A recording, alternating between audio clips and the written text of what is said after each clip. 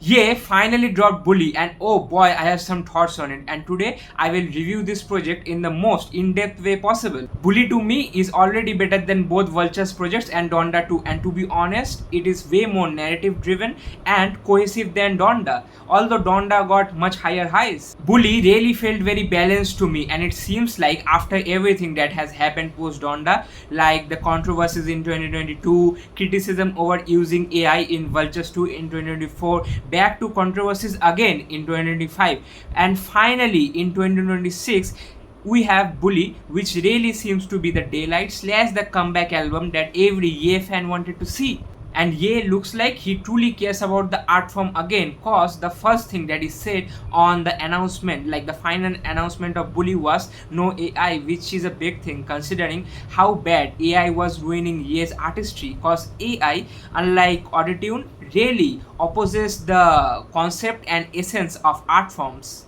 Alongside that, Ye is really hungry and confident in this album, which is very evident in the newer added tracks like King, Father, Sister and Brothers, where he shows that he is not apologetic, rather he has a sense of you all can keep hating me, but I will always come back stronger, and the people, the audience will love me even more. Bully to me really feels like the starting of a newer chapter, a newer era, or you all can say a newer season, as Ye said. His most celebrated line, you know what season it is, at the end of King. You know what, you can tell this album really means a lot to Ye, cause a song with Mama in the title will always be very emotional and a close song to Ye. And to no surprise, it is definitely one of my favorite tracks on the whole album. The production on this track, Donda's speech about her belief in Ye and his arrogance, and Ye, like the main thing about this song which I like is Ye definitely knows who can elevate a song, cause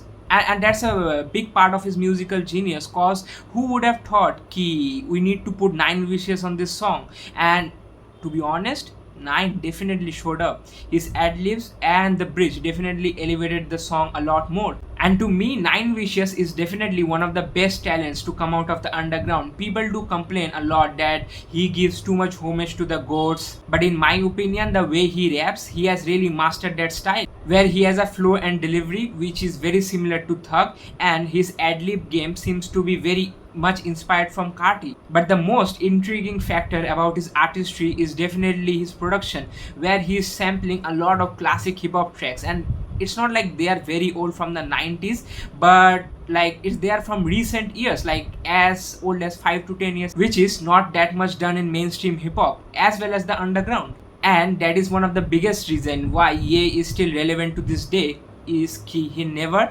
failed to evolve and work with the newer generation.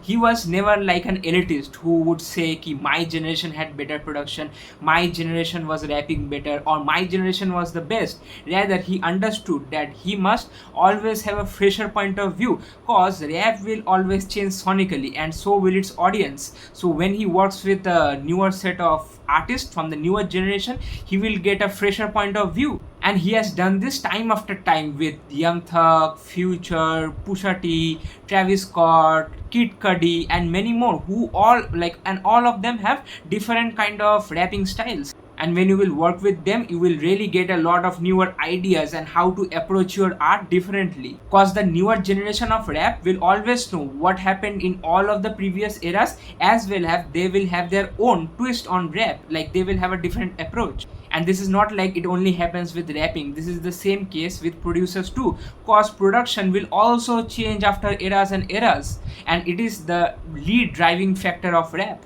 And Ye has not only given a chance to 9 wishes but also to André Troutman, who in my opinion is the MVP of this project, cause he has really elevated tracks like White Lines and All the Love by adding more emotional texture with his talk box, almost giving an effect of autotune which was heavily used by Ye in 808s, but this time it feels like Andre with his talk box is more like an autotuned vocal backing to Ye in the songs. And apart from the talkbox, André also had production credit on Bully. When it comes to features, both Travis Scott and Ceelo Green impressed me, and even Peso Pluma. Although I'm not a big fan of the overall song, but I still appreciate his verse. Travis had great chemistry with Ye on Father, and Ceelo Green really made the title track Bully haunted. The chorus is definitely something you hear in a jungle coming out of a cave. For me, Bully is like a mixture of 808s and Heartbreak, Yeezus, and the college series, where you got songs like Damn, White Lines, and All the Love, which are very emotional in nature and really fit the 808s theme. You got Sister and Brothers, Bully, King, and even Father, which I could easily see being there on Yeezus. And finally, the production on this album is classic Ye. The sampling is based on soul, gospel, regional, and pop music, and even elements of jazz, which really reminds me of the college dropout and late registration era. And the conditions under which Bully was made really reminds me of My Beautiful Dark Twisted Fantasy. The biggest similarity being both of these albums were made after Ye came off the biggest controversies of his life. And he still proved his art will always speak for itself no matter how controversial he is or how many times he has been cancelled. Although My Beautiful Dark Twisted Fantasy is 1,000 times better than Bully, you can just feel it ki Ye really wanted to come back hard with Bully. Especially looking at all the stadium concerts and how he's designing his new stages. And I feel like while working on Bully, Ye must have gone back to the blackboard and would have thought, why do people love me? Okay, they really love my sample based production. They really love my heavy sample based production. Okay, let's give that to them. Okay, what else do they love about me? Oh, they really love when I'm really confident in myself and my ego. So let's give them a flavor of Yeezus then, which you can directly see in the making of Father. That Ye was definitely inspired by Yeezus. What else? Oh, people really love my heartfelt songs when I'm really emotional in the tracks. Let's give them a flavor of 808s. Meaning Ye just curated bits of everything that people loved about him and put that into Bully. Cause Ye has such a goated discography that he doesn't need to experiment. He is at a point of his career where he can just show a glimpse of his past self and people would still find it crazy. And that's why I feel the album is versatile, even with a song like Punch Drunk, which is so fun in nature. I really love that song, one of my favorite. And of course, the album has its own faults too, with tracks like Last Breath, Circles, and This a Must. Those tracks need not be on the album.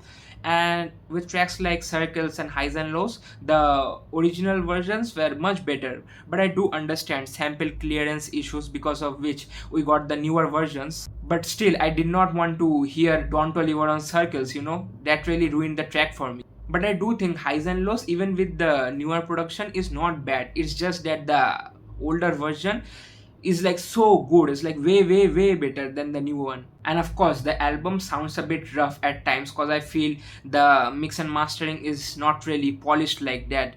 And I've also heard people complaining about there is still some AI left on the album.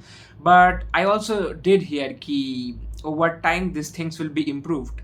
And apart from that, Ye's rapping at some points of the album really felt a bit soulless. Ki yes, he's rapping again, but I felt ki he was lacking passion. On a track like King, which was the intro of the project, if you compare it with Problematic from Vultures 1, Problematic is way better and has way more passionate flow and delivery. But Ye was definitely very passionate in the choruses, and apart from the production, those choruses were definitely the highlight of the songs for me. Bully is definitely a good sign that Ye is again focused on making good music rather than making low tier music, which is artistically way worse than what his potential suggests. So Ye is definitely on the right path and I'm expecting much bigger things from him, especially if the rumors come true that we might be getting a Travis Scott X Ye album. That would really be insane. Here are my top 10 songs in Bully by Ye.